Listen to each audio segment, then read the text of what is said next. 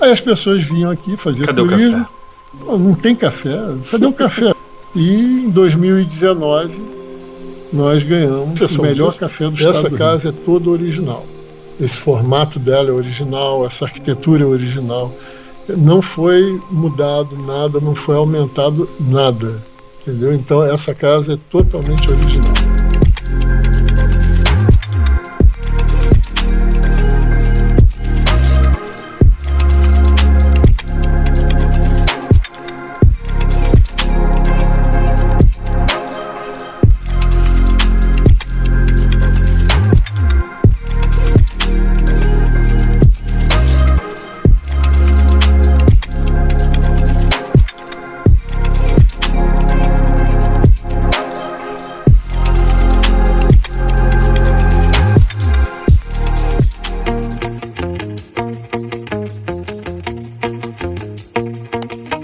Olá, nós estamos aqui com mais um episódio do ID em mais um lugar muito especial também, né, Michael? Muito. Esperávamos, né? Sim, estávamos com grande expectativa de estar aqui na Fazenda Florença, em Conservatória, e hoje nós estamos recebendo na nossa mesa aqui o Dr. Paulo Roberto. Seja muito bem-vindo, atual proprietário da Fazenda Florença, né? Seja bem-vindo ao ID. Um grande prazer estar aqui com vocês, dividindo esse espaço, né? Aqui em Conservatória, com sol ou com chuva, os dias são belíssimos. Verdade. Hoje está chovendo, Isso. Beleza. E nós estamos na Continua varanda. mesmo. Na varanda aqui da Casa Sede, curtindo esse visual. Muito bom. Vamos falar um pouquinho do início, né, da história, como que chegou a Fazenda para o senhor, como é que foi, né, esse momento, como é que foi essa chegada da Fazenda Florença na vida do senhor e na família?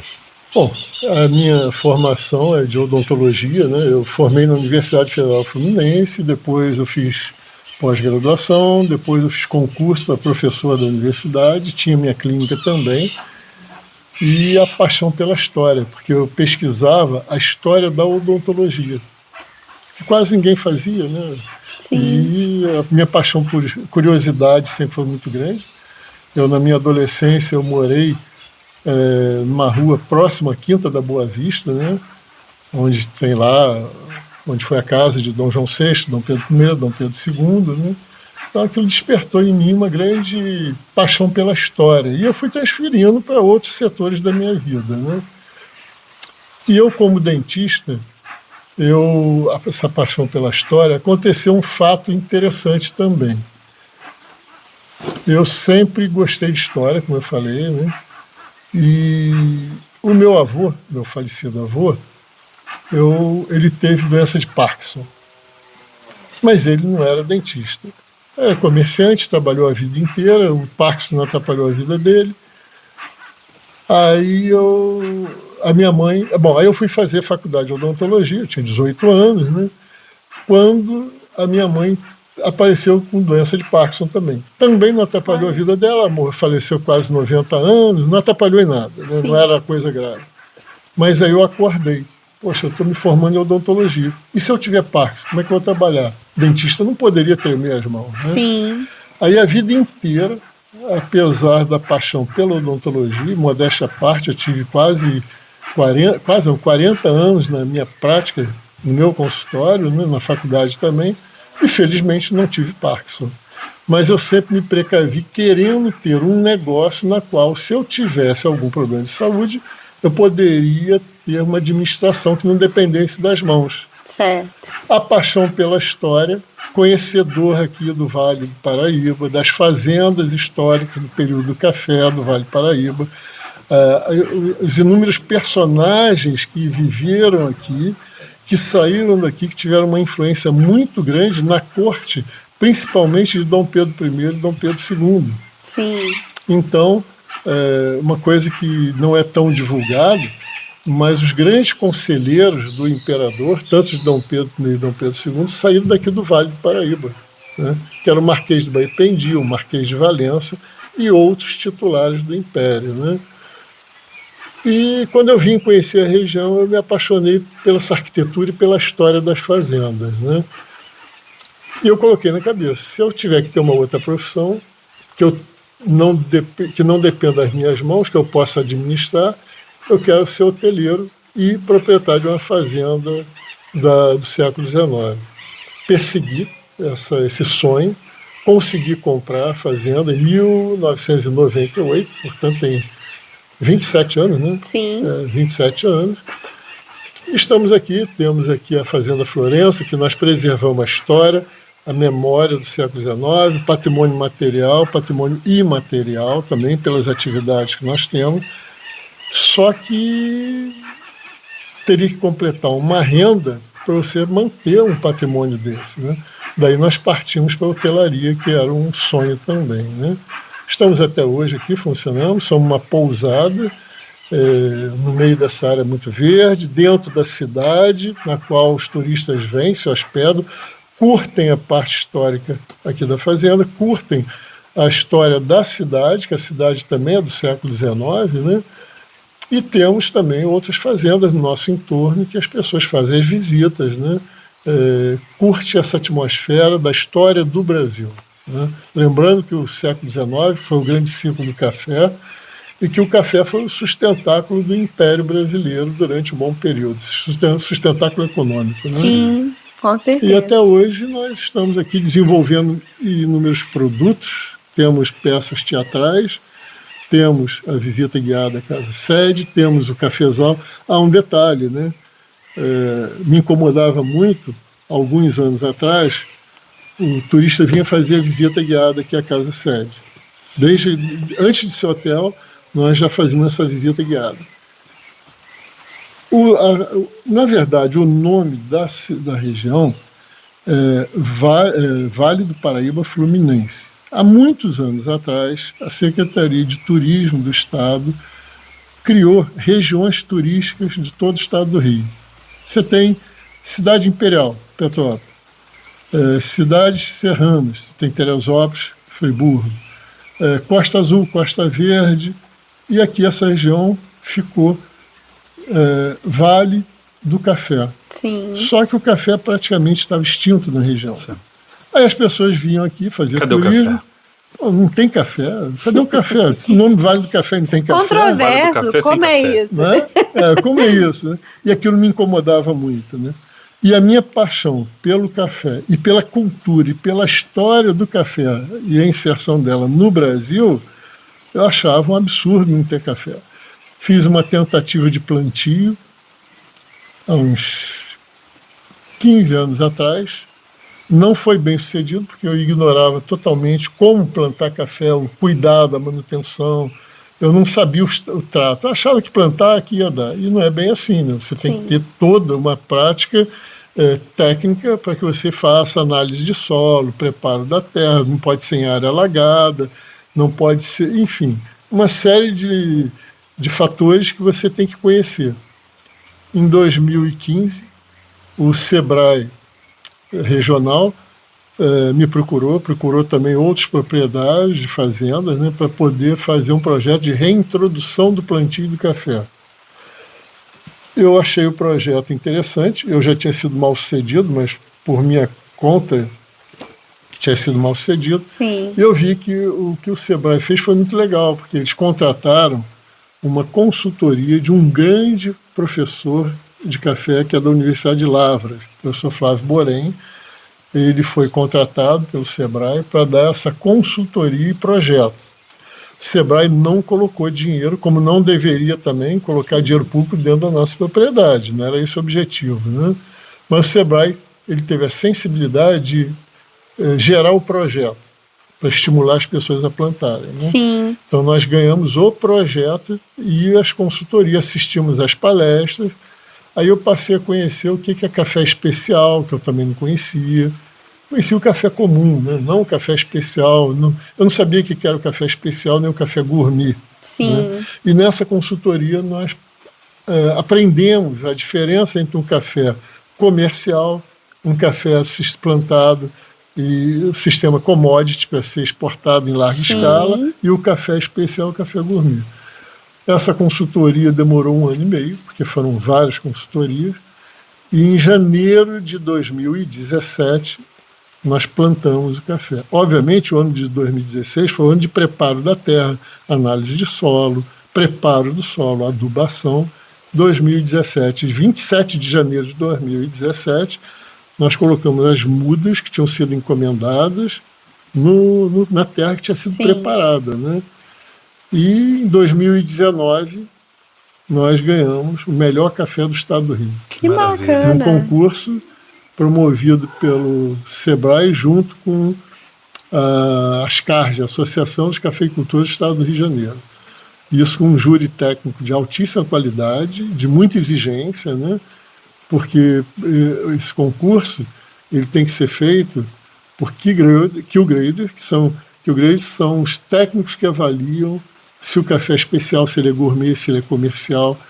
E nós ganhamos esse concurso, que foi a grande surpresa do estado do Rio, uma região que foi a maior produtora e exportadora de café, que tinha deixado de produzir e exportar, e que, de repente, voltou a plantar, não em larga escala, pequena escala, e voltamos com o melhor café do estado do Rio. Depois disso, participamos de outros 6 concursos a nível nacional, ganhamos, e esse ano nós ganhamos um concurso internacional na França.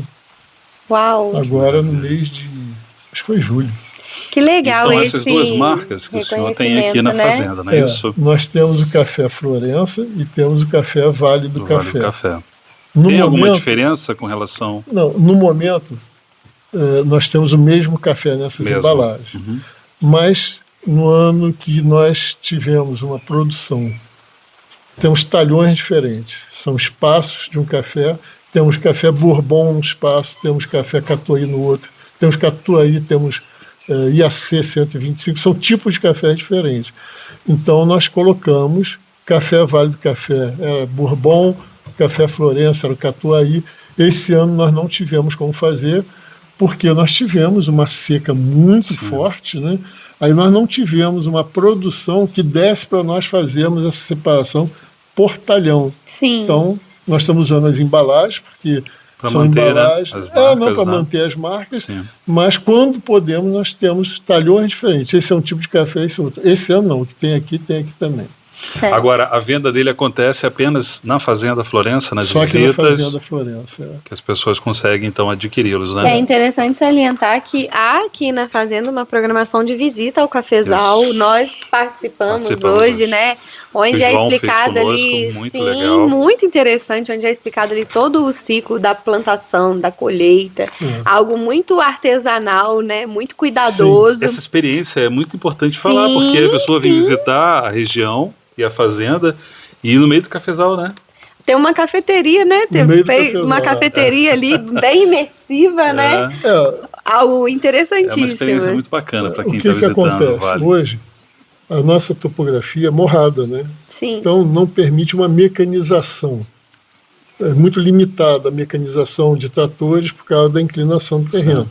Você não pode arar de cima para baixo, porque senão você vai ter erosão do solo.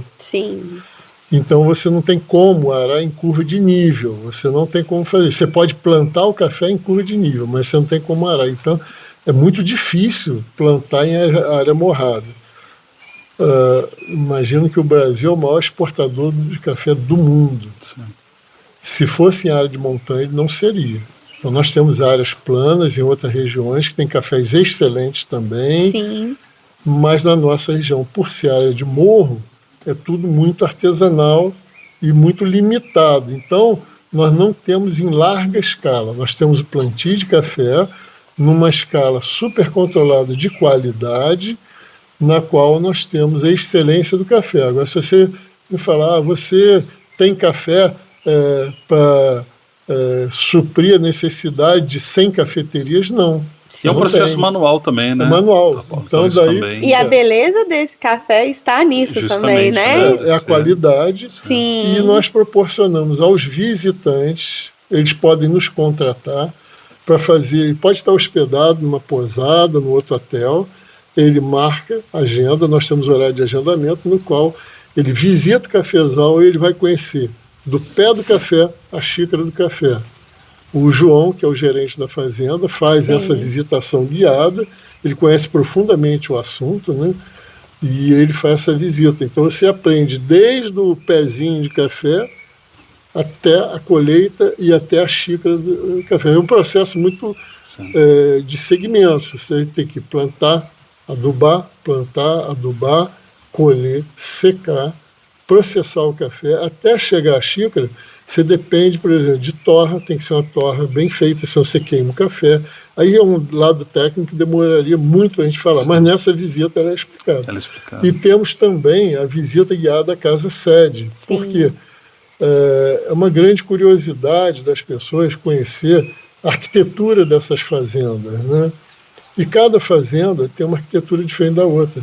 Todas são muito bonitas, cada uma com a característica própria. Nós estamos aqui nesse alpendre, né, chamado de varanda, também chamado de alpendre, com essa estrutura neoclássica dessas colunas feitas em madeira, né, na qual nós explicamos, falamos sobre a arquitetura da fazenda, o mobiliário, as famílias que moraram aqui, a história da fazenda, né? E temos também peças teatrais que tem história, tem música e tem a arte teatral, né? Na qual é chamado também de sarau, mas é uma peça teatral histórico-musical, que nós fazemos pesquisa de roupa de época e contamos histórias da região. Sim. O senhor é um entusiasta da história também, né? Eu sei que você tem além da formação, tem algumas formações aí, né? Como que a história ela chegou na sua vida aí também? Olha, como eu acho que eu já tenho... Além da história da odontologia, eu morei da história do Brasil. Eu morei perto da Quinta... eu morei na porta da Quinta da Boa Vista, onde foi casa do rei do Reino Unido, Dom João VI, e do imperador Pedro I e Pedro II. E ali era o quintal da minha casa. Então ali eu fazia uma imersão na história. Aí surgiu a paixão desde criança, né? Então a história ela entrou, começou lá em criança. E também tem um detalhe, eu dei uma entrevista, eu não me lembro que ano, acho que tem mais de 10 anos, isso, a Leda Nagli, quando ela está no Sem Censura. Então, acho que tem mais de 15 anos. Eu tenho, tem um tempo já que ela está ela saiu, né? Agora ela está tendo um podcast, né?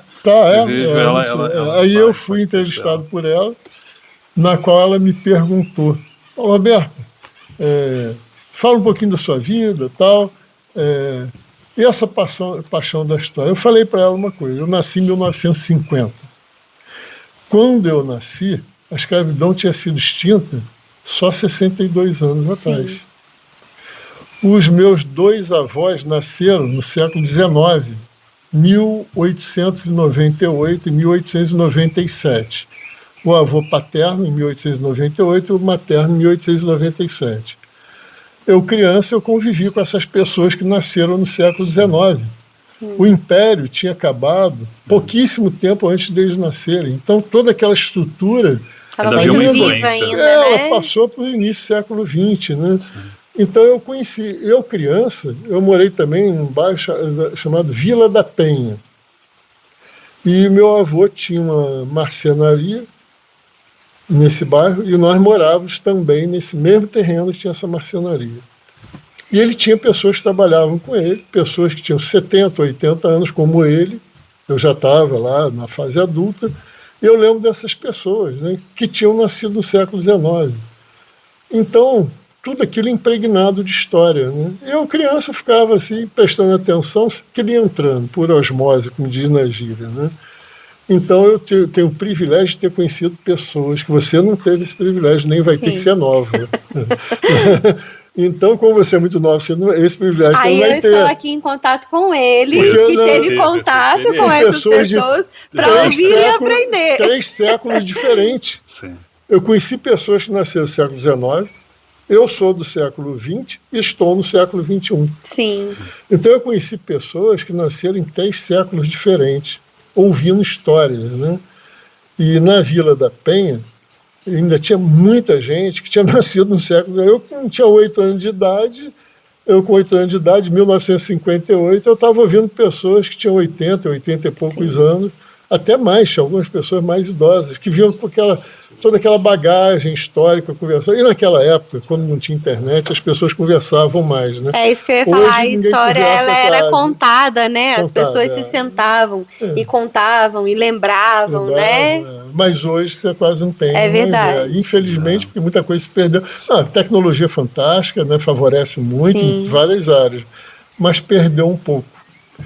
Os meus netos, eu tenho 2 netos, filho do meu filho e filho da minha filha. Né? Então eles são primos, um já tem 15 anos, o outro vai fazer 15 anos agora. E eles vêm para cá desde que nasceram, né?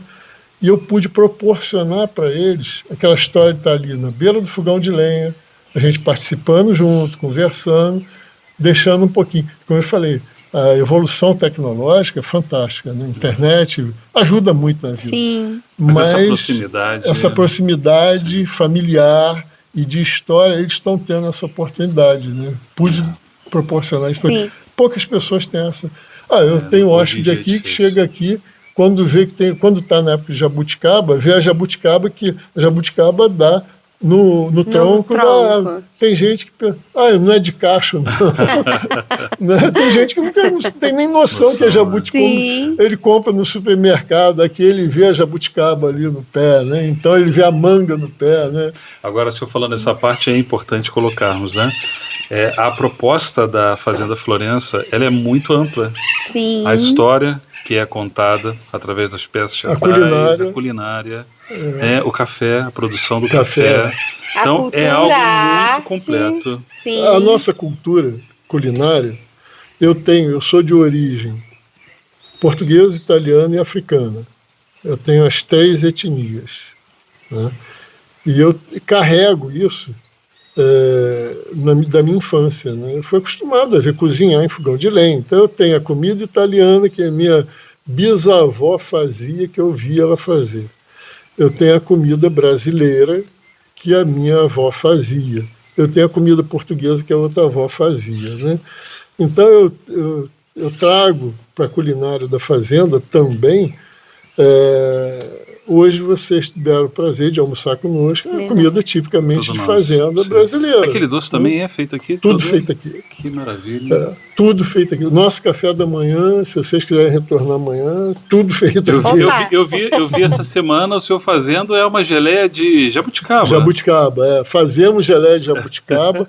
Olha, nós colhemos agora, há pouco tempo, coisa de 20 dias, 15 dias atrás, nós colhemos mais de 40 quilos de jabuticaba. Uau! Talvez uns 60, 70 quilos de jabuticaba. Gente, fazemos o licor, né? fazemos a geleia. Época da manga. Hoje, lá no buffet, eu até falei, não me lembro se eu falei para você, do lado do lombo de porco, tem lá, aquilo não é geleia, aquilo é chutney de manga, que ele é agridoce e combina perfeitamente com a carne de porco, né? Sim. E aí o que nós fazemos? Época de manga, época de goiaba, nós temos muitas mangueiras e nós temos muitas goiabeiras, tudo espalhado no jardim, lá no cafezal tem muita fruta também.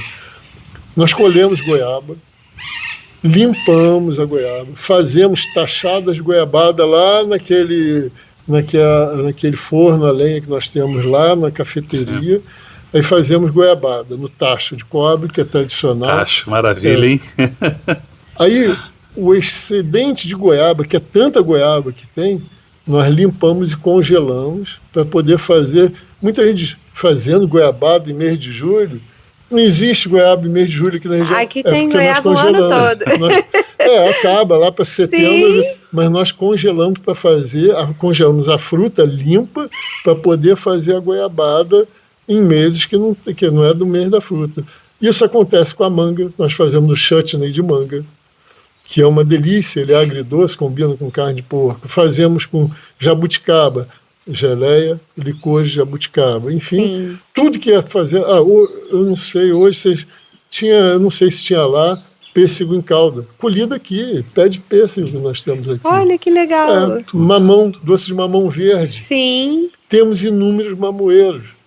O mamão tem que ser verde, não pode ser com mamão maduro, né? Isso. Então nós fazemos o doce de mamão verde, né? Então, doce de carambola, tudo que nós temos aqui, que a fruta está na época nós produzimos. Tudo que é servido é do local, né? A pessoa Agora, que aqui se hospeda e quem visita também tem uma experiência totalmente imersiva Sim. na culinária, na natureza. Na história. A gente tem aqui uma casa sede com um acervo riquíssimo Sim. também. Nós participamos Mobília. aqui da visita também, né? É. Mobília, Tiramos foto com ali Dom a parte Pedro de II. louças. Verdade, muito, muito bom você tocar nesse assunto, porque isso é muito interessante. Eu não sei se a Eliane deu tempo dela falar, o escultor é daqui da região. Da região. É Jerônimo Magalhães, que fez aquelas esculturas da família imperial. Ele é de Valença e ele mora em Barra do Piraí. Mas ele é um grande artista plástico, né? Inclusive, ele faz muitos trabalhos aqui na região, né, de pinturas parietais, pinturas de parede. Enquanto você está nos ouvindo falar, vai surgir aí, nosso editor vai botar umas imagens aí que foram feitas aqui, né? E tem ali Dona Tereza Cristina, Dom Pedro, Princesa Isabel, sentados à mesa, e a gente se sente ali à mesa com eles, né? Isso é interessante você colocar, porque essa visita, tê-los, né, Sim. traz realmente transporta, né, a pessoa para aquele momento ali. É algo muito bacana. Na região, acredito que é a única que tenha essa questão de características. Sim, foi ideia sua de trazer? Porque Dom Pedro é uma figura admirável, né? Obviamente a gente está falando, ele é admirável com o olhar lá do século XIX. Sim. Hoje não, porque são novos tempos e novas ideias. Mas ele foi um homem honestíssimo, um homem corretíssimo, enfim. E, por incrível que pareça, nós vamos fazer 200 anos do nascimento dele. Agora em dezembro. Dia 2 de dezembro, 200 anos que se comemora o nascimento de Dom Pedro II. Ele faleceu em 1891 e até hoje as pessoas falam desse imperador que faleceu fazer a conta aí, 130 e poucos anos, né? Faleceu em 1891, dá 9 com 100, com mais 25, 134 anos, se não me engano, do falecimento. Até hoje as pessoas lembram, falam. É uma figura muito viva e relevante ainda, né? E visitou a nossa região várias vezes. Ele esteve aqui em Conservatório, não aqui na Fazenda Florença, mas ele esteve em Conservatório, quando inauguraram o ramal ferroviário de Barra do Piraí até Conservatório. Sim. Ele teve em Valença várias vezes, lá no centro, visitou a Santa Casa. A Princesa Isabel esteve aqui. Ele esteve na Fazenda Santa Mônica, aqui em Ju-Paraná. Lá ele dormiu várias vezes. A filha dele, a Princesa Isabel, com o Conde D, estiveram aqui várias vezes na região também. Estiveram em Barra do Piraí. Estiveram em Vassouras, né? Então a presença deles no Vale foi muito intensa, né? Então nós temos essas esculturas, foi encomendada a esse grande artista, que é o Jerônimo Magalhães, e as pessoas gostam de tirar foto com Dom Pedro, com a família imperial, né? É verdade. Agora, uma coisa é você ser apaixonado pela história, e a outra é você estar naquele local onde aconteceu a história. Sim. Quando o senhor veio para cá em 1998, como é que foi esse primeiro momento para o senhor estar nesse local, que é muito importante, né? Tem a paixão, tem a escolha. Na verdade, decisão, eu procurava uma fazenda que fosse próxima a uma cidade para eu comprar para esse projeto que se consolidou, né? Que veio a se consolidar. Mas na época eu estava indo fechar negócio com uma fazenda em Rio das Flores. A fazenda muito bonita também. O corretor que estava comigo, ele perguntou: podemos passar em Conservatório, que eu quero devolver uma documentação ao proprietário de uma fazenda? Podemos, era caminho, quer dizer, desviamos um pouco o caminho e viemos por aqui. E aqui nessa varanda eu conheci o proprietário.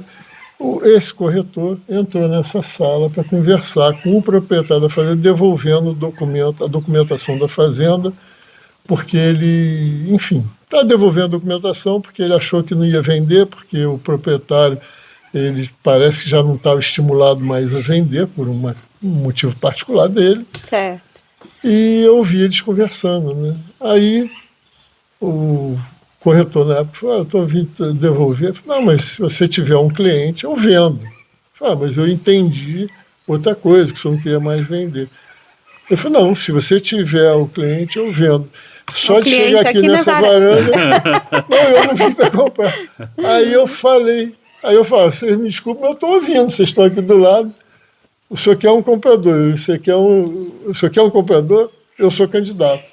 Pelo preço que você está falando, eu compro. Ele falou, você compra? Compro. Aí eu nem fui mais Rio das Flores e comprei essa fazenda. Olha só, Interessante, né? um desvio do Foi, destino aí, né? Foi, eu devia, assim, Eu falo assim, a gente eu não fui teve... indiscreto, não, viu? É porque a conversa estava aqui. É ó, do comigo? lado, Bem aqui, É bem aqui comigo? do meu lado, né? Eu costumo falar, a gente já teve a oportunidade de gravar em algumas outras fazendas também, com alguns outros proprietários, e eu falo que quem tem algo como você tem e outros, né?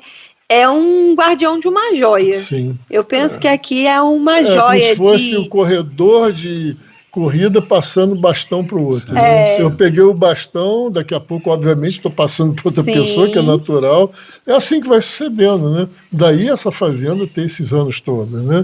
Então nós somos guardiões da história. Aqui nós estávamos falando que a casa sede aqui data de 1852, mais de 150 anos, né? E um nível de preservação muito grande, porque até eu me esqueci o nome dela, perdão, que fez a visita conosco. A Eliane, ela comentou, né, que é uma casa que sempre esteve ativa, habitada, nunca passou por um período, né, de estar vazia. Essa casa tem uma característica, ela é, com exceção de banheiros que não existiam, que foram adaptados e colocados, né? Porque naquela época usava era o urinol. Depois veio a grande evolução, chamado casa de banho, que era uma casinha do lado de fora. E depois veio a inserção dos banheiros e a adaptação. Com exceção disso, essa casa é toda original. Esse formato dela é original, essa arquitetura é original. Não foi mudado nada, não foi aumentado nada. Entendeu? Então, essa casa é totalmente original. E há aqui um legado também da família, né, que era proprietária da casa, né, da família dos Teixeira Leite, Sim. que a gente conhece muito aqui na região, uma né? presença muito forte, Vassouras, né? Valença, Aí, Barra Mansa. O proprietário daqui, o Anastácio, era tio da Eufrásia Teixeira Leite. Aliás, tio-avô. Ele era tio do pai dela. Sim. A avó da Eufrásia, a baronesa de Itambé, que tem uma casa em Vassouras, ali ao lado da igreja, era né? irmã do proprietário daqui, do Anastácio. A família Teixeira aqui Leite, eram muito interligadas, eles vieram de São né? João del Rei. Sim. Eles eram mineradores, vieram para a região e foram se afazendando, como diz. Né? Eles foram adquirindo propriedades, ganharam dinheiro no ciclo do ouro e vieram investir aqui no ciclo do café. E aqui é uma fazenda que ela passa pelo ciclo do café e ela chega também, né, na pecuária leiteira, tem outras atividades até chegar a você, e o seu foco aqui hoje é mais a questão de turismo, hospedagem e turismo, né? E turismo, e o turismo café. cultural. Sim. E o café. A hospedagem são 30 aí? Na verdade, são 36 apartamentos. O total de 36. Nós tínhamos 37, mas nós fizemos uma expansão da recepção e diminuímos um apartamento para dar mais comodidade e conforto às pessoas que chegam aqui, né? Porque às vezes a em demanda grupos, é muito né? grande. É igual hoje, vocês viram. Sim. Vieram grupos de fora para assistir a visitação. Tem dias que tem vários outros horários, né? Amanhã, por exemplo, acho que tem outra visitação e é muito comum a visitação, porque nós recebemos pessoas que não estão hospedadas, que eles contratam e fazem a visita ao cafezal, visita àquela sede, eventualmente contratam para peças teatrais. Né? E temos também outros produtos. Nós temos aqui um produto que é o café colonial, que substitui uma refeição. Nosso café colonial, eu posso te garantir, é um dos melhores que tem no Brasil. Não é vaidade. Há muitos anos atrás, minha filha está com 48, ela tinha 3 anos de idade, eu conheci o café colonial lá em Gramado. É bem característico lá da região, né? E achei muito legal. E fiquei com aquilo na cabeça, fui a Gramado outras vezes e sempre ia lá naquele café colonial. Quando nós implantamos o hotel, nós começamos a perceber que seria um produto interessante. Aí nós desenvolvemos o produto, tudo muito fresco, tudo feito na hora, tudo frito na hora. É mais do que uma refeição até, né? Eu não aconselho a pessoa a almoçar e contratar um café colonial, porque ele substitui o almoço, né? Tem cremes, caldos, tem lombinho de porco, tem, bom, inúmeras coisas. Né? Eu acho que a gente tem que vir experimentar para saber. Chega mais cedo. Aí nós temos esse café colonial, sucos, enfim. Temos o jantar imperial, que é um jantar muito interessante. Lançamos o jantar imperial aqui no Vale, né? Que é um jantar pesquisado. Eu tenho um livro que são os cardápios do século XIX. Obviamente que é adaptado. Eu não vou matar um jacu, que primeiro que seria um crime ambiental e também não é da minha índole, né? Mas fazemos adaptações dentro do que existe ali naqueles cardápios, né? Então nós fazemos adaptação. Temos um jantar imperial, que não é só, é um menu degustação, vários pratos em pequenas porções, e nós temos música e contação da história, né? Então, por exemplo, isso é limitado para grupos, né?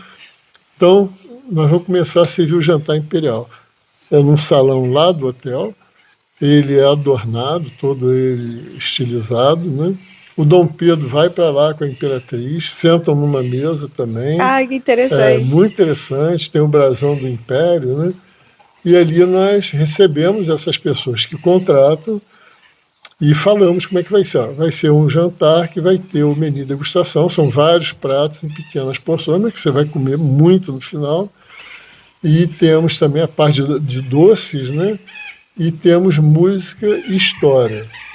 Onde que entra a música, onde entra a história? Por exemplo, normalmente são casais, né? Quando você está comendo, é desagradável alguém ficar falando, contando história. Então, naquele momento que a pessoa está comendo, tem a música que entra, que o pianista com a violinista, que eles vão e tocam piano e violino, músicas clássicas, até o MPB até entra, dependendo da música, pode entrar, né, que não vai macular a imagem, pela beleza da música. Ela pode não ser daquela época, mas são músicas muito bonitas, calmas e tal.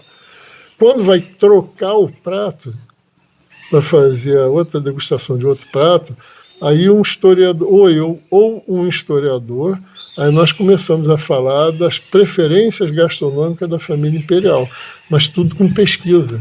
O que o imperador gostava, o que a imperatriz gostava. A imperatriz Teresa Cristina, a origem dela era italiana, né? O imperador, a origem dele é portuguesa e austríaca, né? Então aí nós falamos das preferências gastronômicas daquela família imperial. Nós entramos também na questão das sobremesas, o que a princesa Isabel gostava, o que o imperador gostava, né?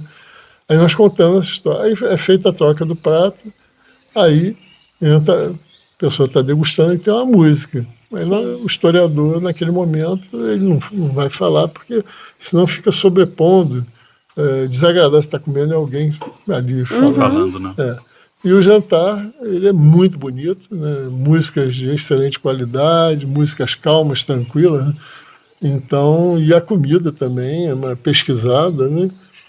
Temos também um chá imperial, pode ser contratado também. Já não é o café colonial. O chá imperial, ele tem salgados e doces também de época, né? Que era muito comum aqui acontecer aquele chá completo, né? Tem salgados e doces próprios com chá, né? E são inúmeros produtos. Então, se você ficar aqui 2 dias, não dá tempo de fazer tudo. Haja caminhada com o João para perder peso aí. Não tem que ir no cafezal e voltar 5 vezes. Paga uma prenda. Mas porque é muita coisa. Então, o hotel tem todos esses produtos, tudo ligado à história. Sim. E aqui a gente vê que se constrói uma história dentro da história, né? E a história, ela tá viva aqui. Durante todo o tempo que você está aqui, tem a oportunidade de estar aqui, a história está muito viva também. E como tem sido assim o retorno das pessoas que se hospedam, que fazem a visita, depois de vir, de conhecer, qual tem sido o feedback aí dos grupos, né? Nós temos assim muitos elogios, mas muitos elogios. As pessoas reconhecem, né? É muito interessante, às vezes o indivíduo ele é um médico brilhante, ou um engenheiro, brilhante na profissão dele. mas ele não teve oportunidade de estudar história. Sim. Quando ele tem contato com essa história dessa forma lúdica, ele passa a se apaixonar por história. É impressionante a quantidade de pessoas que não tinham prestado atenção, não dava aquela importância, e depois desse primeiro contato, ele passa a voltar à região. Aí ele vê, estou hospedado aqui, mas eu fui visitar a fazenda tal, fazenda tal, fazenda tal. Ele passa a se apaixonar por essa questão da história do Brasil, Sim. pela arquitetura das fazendas, né? Eu não sei se eu falei, mas aqui no Vale do Paraíba Fluminense, conhecido como Vale do Café, as fazendas, elas tiveram uma grande expansão na época do período cafeeiro do século XIX. Essa proximidade com a corte, muitos donos de fazendas tinham casa também no Rio de Janeiro. Sim. E traziam hábitos e costumes da corte para suas fazendas, né? Era comum. Tem relato de viajantes estrangeiros que passaram pelo Vale do Paraíba lá no século XIX e que ficaram perplexos de chegar numa fazenda dessa e ver essa arquitetura, ver a educação que era dada dentro das fazendas, né? Agora, uma coisa que também é importante a gente colocar aqui com relação aos carros e a igreja, que inclusive o senhor que fez, né, toda aquela arte que está ali, né? Que foi com papéis, não é isso? Não, mesmo? e a igreja também foi construída por mim. Também? O senhor Também, também? A igreja? Essa igreja, ela não é original, ela não tinha essa igreja. Essa casa é toda original, tem uma ponte ali, se você olhar lateralmente, uma ponte arco romano, todo original da fazenda, né? É linda aquela ponte vista lateralmente. Depois eu mostro para vocês, eu não sei se vocês prestaram atenção nela. Não me... Ela tem que ser vista lateralmente. É verdade. E essa fazenda, como eu falei, ela é bem original. Porém, ela não tinha essa capela. Como nós tínhamos intenção de promover aqui batizados, casamentos, e imagina, casamento aqui é a coisa mais bonita do mundo. Cenário natural. Sim. Obviamente, sempre tem uns adornos que esqueci o nome das pessoas que fazem essas... Cerimonialistas, decoradores, né? A fazenda fica belíssima, né? Então, casar aqui é uma realização do sonho de muita gente. O ambiente, o local, né? E precisava de uma capela. Aí eu resolvi, vou fazer uma capela, né? Porque tinha dentro da casa os oratórios, né? Me falaram que ali teve mas era um oratório. Sim. E que foi demolido, mas não chegava a ser uma capela, né? Quando nós adquirimos aqui, não tinha nada ali. Uhum. Então, e ali existem esculturas religiosas feitas por você. Tem mais uma habilidade ali, né? Um artista plástico eu ali. fui dentista. Quando eu aposentei, debaixo do guarda-chuva? As mãos continuaram. O senhor é completo, culinária. Não é? O guarda-chuva dele tá repleto. Mas tem um defeito. Professor? Não sei cantar, não tenho voz para cantar, e não sei tocar nada. Gostaria de cantar e tocar, mas não tenho essa habilidade, nem para cantar, nem para tocar, né? Então, não é completo. Agora, eu gosto... Dentista tem que ter habilidade manual, né? E eu tinha muita habilidade quando jovem, né? E eu sempre fiz escultura. Eu gostava de fazer escultura, fazer pintura. Eu sempre gostei, nas horas vagas, ligado à arte, né? Quando eu vim aqui para o conservatório, eu recebi aqui a visita do cônsul e do embaixador da França. Se hospedaram aqui como hóspedes, né? E passaram a época do Natal aqui na época. E é comum eu recebo a Folia de Reis na época vem no dia 25 e vem também no dia de Reis, dia 6 de janeiro, se não me engano. Né? Uhum. E eles estavam aqui, ficaram impressionados quando eles viram a Folia de Reis. Não conheciam, é uma coisa que não tem mais lá no Rio de Janeiro, nem em Brasília. Aí assistiram a Folia de Reis, aí o embaixador me perguntou o que era, eu expliquei todo aquele sincretismo religioso, até de Portugal e do Brasil, né, com as origens africanas. Aí ele me perguntou assim, você não faria uma exposição lá no Rio, não? E eu de baixo falei, eu faço. Mas eu nunca tinha feito uma exposição sobre Folia de Reis. Eu faço. Não, ele foi embora e tal, e eu nem lembrava mais que eu falei que eu faria aquela exposição. Aí, uns meses depois, eu recebo a ligação do cônsul. O embaixador pediu, ele quer que você faça uma exposição na Aliança Francesa, lá de Niterói. Que ele falou muito lá com o diretor da Aliança Francesa sobre folia de reis, né? E ele quer marcar a data. Eu falei, pode marcar. Marca aí que depois eu dou um jeito. Marca, aí marcou para daqui a 2 meses, por exemplo, a exposição. Aí eu falei, bom, agora eu tenho que fazer. A Folia de Reis, eu sempre ajudei a Folia de Reis patrocinando roupas novas, porque eles usam aquela roupa do dia 24, quer dizer, eles saem no dia 25, tem que esperar passar meia-noite né? A virada, né? Sim. Mas eles já põem a roupa para sair assim naquela virada e vão até o dia de Reis, dia 6 de janeiro, com a mesma roupa. Pegam sol, pegam chuva, janeiro chove muito, rasga, suja.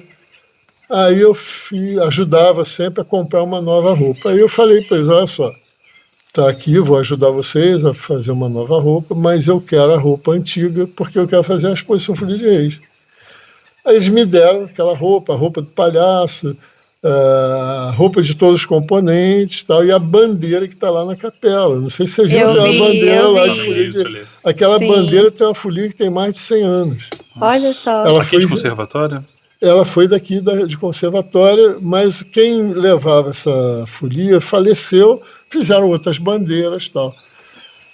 Aí eu peguei aquela roupa, mandei lavar, porque era suja de uso, de lama, como eu estou falando, eles iam viajando, e ali eu montei a exposição, com as roupas, com a roupa do palhaço. Aí você tem que ter criatividade e agilidade, né? Porque aí eu comprei, na época, manequim de vitrine para vestir os palhaços. Sim. E as outras roupas eu botava em cabide, e mais fotos, e mais a bandeira. Bom, precisava montar um altar. Uma exposição de Folia de Reis sem um altar vai perder, né? Aí aqui em conservatório tem um artista plástico que ele faz essas esculturas em papel. Ele faz e ele vive, inclusive, dessa arte, que é muito bonita, tal, que é o chamado Mário Luiz. Em frente à locomotiva ali, tem o ateliê dele ali. Eu encomendei um São José para ele, de papel, em seus 70 centímetros ou 80, e, enfim, uma Nossa Senhora também. Ele fez com um belíssimo trabalho. Aí, depois daquela exposição, eram muitas exposições que eu era convidado, eu nunca me neguei a ir levar para um lado para o outro, e nessa ida e vinda, ele rasgara a roupa.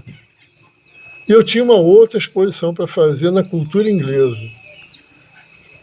Aí eu pedi para ele, Mário, eu precisava que você fizesse o restauro dessa peça que rasgou e pintasse, e deixei lá. Mas o Mário é uma pessoa muito ocupada, ele produz os santos para ele vender, é natural, né, que ele vive disso, e não deu tempo dele fazer o restauro.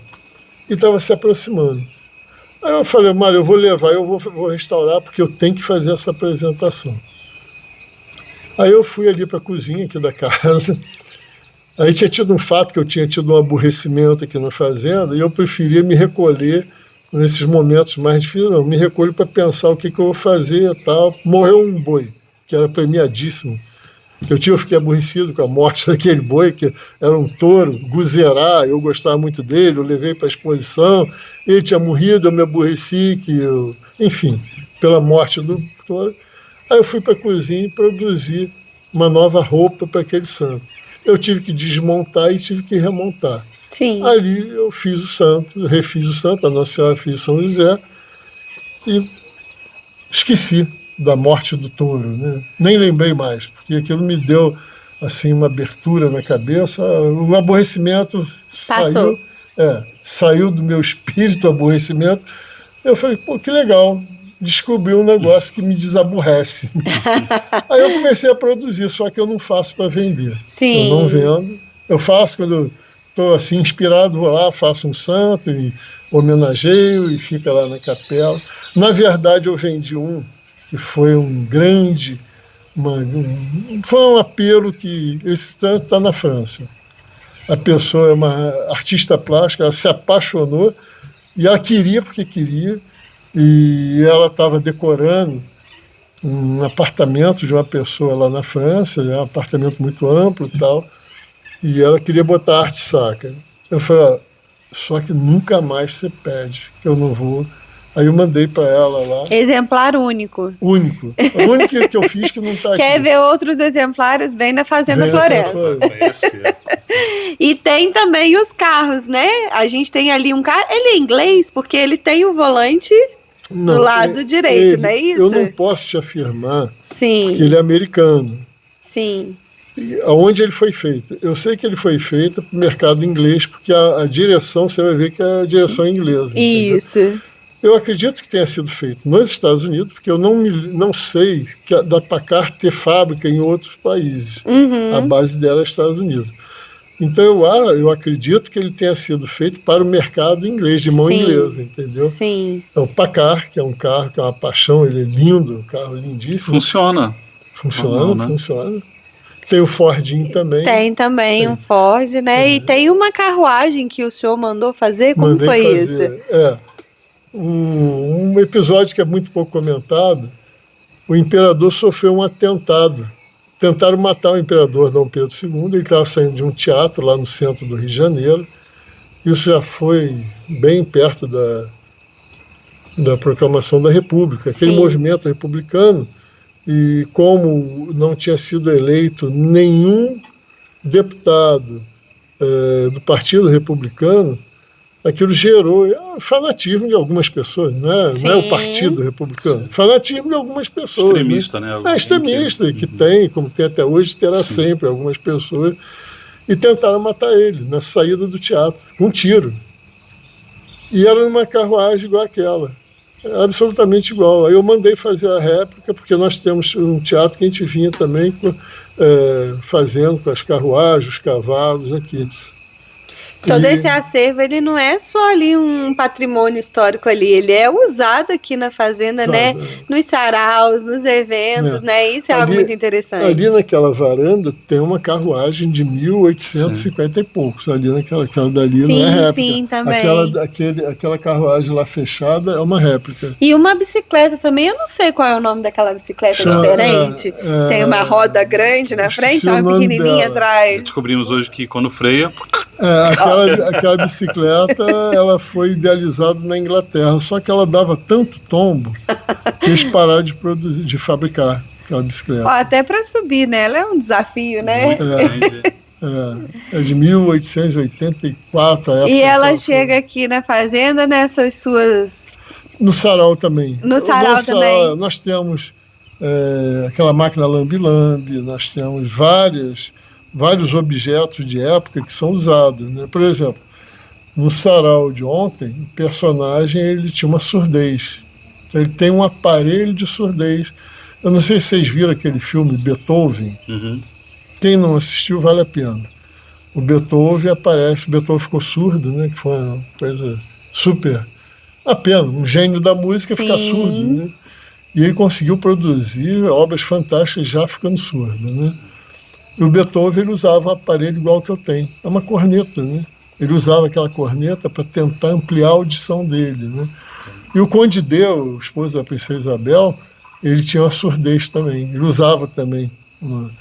E era muito comum o aparelho de surdez daquela época, né? Se quiser até pego lá para vocês verem. É muito legal porque acaba que tem todo esse estudo, esse conhecimento, né? Não, é tudo pesquisado. É isso que eu ia falar. Existe um cuidado muito grande em trazer algo muito próximo à realidade, muito fiel à história, né? Sim. Eu tenho uma preocupação muito grande, porque eu já vi furos na televisão e no cinema do indivíduo estar vestido de século XIX com um relógio de pulso de 1890, de 1980. Tá alguma coisa que não está casando aí. Quem criou o relógio de pulso foi o Cartier para o Santos Dumont. Alberto Santos Dumont, quando ele subia nos balões, que ele tinha que ver o horário, ele não podia tirar o relógio da algibeira, que é aquele bolso que fica na roupa. E ele era amigo do Cartier, isso é história real. Aí ele falou, cara, eu tenho uma dificuldade, eu não posso tirar o relógio. Aí resolveram, ele falou, bota uma correia para mim, ao invés de tirar da algibeira. Então, na verdade, o Alberto Santos Dumont, ele inventou o relógio de pulso. Mas isso daí... A figura foi é inteligentíssima também, 1900 mais ou menos, né? E eu já vi personagens de 1850 com relógio de pulso. Né? Então, você tem que ter critério, você tem que estudar que roupa é, qual a roupa que usava, por que usava. Né? Por exemplo, como é que você pesquisa indumentária? Fotografia surgiu em 1839. Antes de 1839, não existia fotografia. Então, a fotografia foi inventada por um francês chamado Louis Daguerre. E esse Louis Daguerre inventou a fotografia. Até 1839, todos os registros que nós temos, pinturas, quadros a óleo, aquarela, né? Riscos de grafite. Né? Então, se você quer pesquisar uma roupa de 1810, não é fotografia, porque não existia fotografia em 1810, né? Pinturas. E outro detalhe, às vezes você está vendo lá, o indivíduo está, que essa é uma pintura, está mostrando a roupa de 1810, só que ele fez em 1900. Então é uma interpretação dele. Sim. Então o ideal, quando você pesquisa, é aquele quadro daquele ano, pintado naquele ano. Tem que ter um cuidado aí, Esse né? cuidado para você conferir. Aí você vai lá em 1810, um quadro a óleo de 1810, você vai pesquisar aquela roupa. A partir, mas não foi logo em 1839, 1840, que você já tinha essa também. A foto veio evoluindo, né? Aí você via, por exemplo, é muito comum, 1850 já, a fotografia muito amplamente usada, fotografia de famílias, 1850 e de lá para cá principalmente. Sim. Né? Fotografia é fantástica, porque aí ela dá exatidão, né? Não é o imaginário. Né? E nós temos essa preocupação. Chapéus, roupas que as mulheres usavam, porque a moda feminina tinha uma evolução muito maior que a do homem. A do homem era mais conservadora. Né? Então eu fico com muita pena quando eu vejo algumas distorções de má interpretação, né? Porque isso aí detona a história. Né? A gente tem que tomar muito cuidado de até divulgar. Será que eu estou divulgando uma coisa que existiu? Uhum. Ou eu estou divulgando o sonho hipotético de uma pessoa? Isso é uma coisa séria. Histórias contadas, né? Como na época ainda não existia, né, esse nível de informação que a gente tem circulando hoje, muita coisa vem de história contada, né? Que uma história que foi contada e foi contada e foi contada. A minha pesquisa indumentária, mais de 3.000 quadros a óleo. Olha. Quadros de época. Né? Qualquer quadro de época eu ia em qualquer lugar de museu, não é que eu comprei, não. Eu olhava, vou no museu, olha, eu vejo lá, né? O ano que está lá, 1890, então tá, e eu vou pesquisar aquela roupa de 1890, entendeu? Ou fotografia, como eu falei, a partir de 1840 e pouco, 1850, as fotografias de época, né? Sim. Então você tem a certeza que foi naquela época. Que era usado, né? Que era usado, né? Então, esse cuidado da pesquisa. E cuidado da gente divulgar uma coisa, tem que ter certeza que aquele camarada pesquisou certo. Sim. Eu fiquei um mês dentro de um museu todos os dias no Porto para poder indo aos lugares onde Dom Pedro guerreou contra Dom Miguel. Constatando. Eu não inventei nada, não inventei a roda, aquilo já foi pesquisado por alguém. Uhum. Tese de doutorado, tese de mestrado, lendo as teses e constatando lá no lugar, indo lá naqueles locais e vendo a identificação. Então eu refiz o roteiro completo da viagem e da guerra dele. Que interessante, uma preocupação muito grande com a fidelidade. Pesquisa é isso. Sim, e de levar um legado. Olha, você quer ver um grande erro? Todo mundo fala, feijoada surgiu no Vale do Paraíba. História, não surgiu nada aqui não. Não reproduz que não aconteceu isso, não foi daqui. Aqui podia ter, mas a origem da feijoada, a mais palpável, é uma evolução do cassoulet, que é francês, e também tem um feijão com salgados de Portugal. Feijão branco, só que é feijão branco. Aí foi havendo adaptação, entendeu?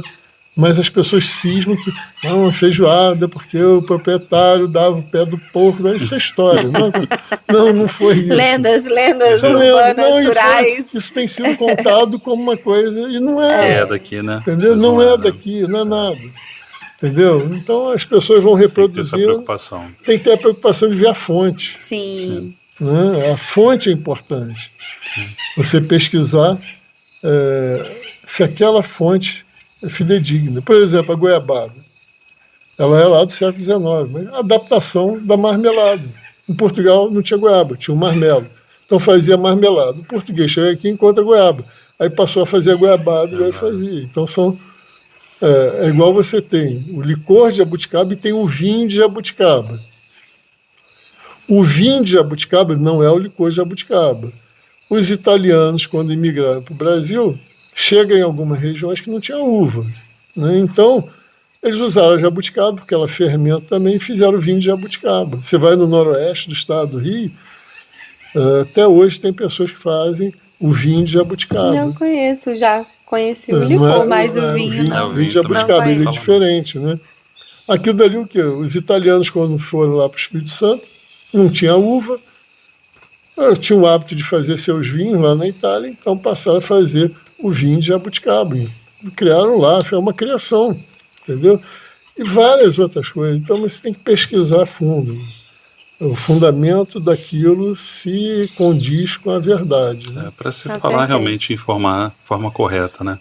É. Doutor Paulo, nós queremos agradecer a oportunidade de estarmos Com aqui. certeza. Passamos boa parte desse dia, foi muito agradável. Verdade. Né? O senhor tem muito generoso, Muito obrigado. foi muito importante, né? Nos recebeu Foi com muito tanta atenção. bom. E, na verdade, a gente está colocando aqui um recorte, mas que a gente teve um dia inteiro aqui, né? Foi um prazer. De foi estar muito em bom. contato com ele, de absorver um pouquinho aí de tudo que o senhor estudou, tudo que o senhor conheceu. Conhecimento riquíssimo, um amor, uma paixão pela história. A vantagem de ficar velho é isso. Você vai adquirindo mais conhecimento. Você amplia a sua memória, né? Sim. Mas tem pessoas que retêm. E o senhor, na verdade, É. não retém. É bom demais dividir isso, Sim. né? É muito bom Compartilhar dividir, é muito compartilhar importante. a história, né? E que no futuro outras pessoas deem continuidade a isso, né? Que é importante, né? A memória do Brasil, a memória do país, a nossa formação, né? Isso é importantíssimo, né? Quem não conhecer a sua história, muito dificilmente constrói o seu futuro, né? É verdade. Ou constrói um futuro ignorando um passado e perde um pouco de conteúdo, né, das camadas da história, né? Sim. Porque as camadas da história, elas vão vão ampliando o horizonte do indivíduo, né? Eu tive um grande professor chamado Rogério Tijada, infelizmente não está mais entre nós, né, que ele falava que a história era a mãe de todas as ciências. Por exemplo, vocês lidam com tecnologia. Se vocês não souberem como é que começou essa tecnologia digital, As construções, a evolução, né? Por exemplo, você vai pegar, meu neto tem 15 anos. Ele, com muita facilidade, ele tem um desempenho com essa tecnologia atual, né? Sim. Mas é importante ele saber como é que começou, saber que já teve um computador que é o tamanho de uma sala gigantesca. É verdade. Você aí não imagina, né? Aliás, aconteceu, só para a gente encerrar, não sei nem se vocês vão gravar, eu tinha aqui um telefone fixo na fazenda. Depois não tem mais, só tem agora celular. E o meu neto, ele tinha seus 8 anos de idade, e na casa dele não tinha telefone fixo. Já pegou só celular, né? Aí um dia tocou o telefone, aquele prim, aquela campainha, né? Aí eu falei para ele, Léo, atende aí. Atendeu o quê? Telefone. O que isso faz? Telefone? Léo, pega ali, rapaz. Ele não sabia que tinha que pegar aquilo, botar uma parte no ouvido, uma parte na boca. Gente, olha só. Eu falei, fala. Não, isso fala. Você vai ouvir falar. Aí ele atendeu, era a tia que estava ligando para cá, né? Aí botou lá no lugar. Aí, outra época, o primo dele, o Fernando, também estava aqui, outro feriado, né, que eles vêm muito no feriado, né? Aí começou a tocar o telefone. Aí eu, Fernando, a ligação caiu. Liga para sua tia. Como? Ligar. Aí pegou o celular. Vovô, aqui não dá sinal, não. Não, liga dali, ali dá sinal. Ele nunca nem tinha reparado, ele não sabia que pegava aquele telefone. Foi disco, que disco? Pô, o garoto estuda na escola suíço-brasileira, inteligente pra caramba, fala 3 idiomas, não sabia atender, um não sabia atender o telefone, o outro não sabia discar o telefone.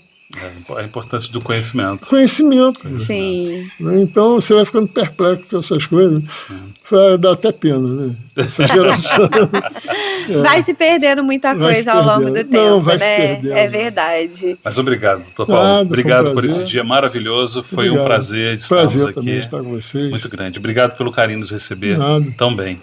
E Queremos agradecer a todos, né, que nos acompanharam e, como a Laís está falando, de vir Fica o aqui conhecer essa convite para história, né? conhecer a Fazenda Florença, os saraus, os cafés, a visita aqui à casa sede, a hospedagem. Com certeza você vai sair daqui muito satisfeito, com uma imersão na história aí. Vai ser muito bacana, né? Com certeza, é muito legal. Né? E aquilo que eu falei, né? A paixão de pessoas que não tiveram a oportunidade de conhecer a história, né? Às vezes o indivíduo é um engenheiro brilhante, é um médico brilhante, é um advogado, mas não teve oportunidade de estudar história. E quando tem contato com essa coisa simples, que o que nós fazemos é uma coisa simples, né? Mas é a coisa real. Ele passa a se apaixonar pela história, vira a região para conhecer mais a história e se apaixona. Então vem para cá para se apaixonar. Vem para cá para se apaixonar pela história. Grande abraço e até o próximo ID. Obrigada, tchau, tchau. Muito legal. Parabéns para você.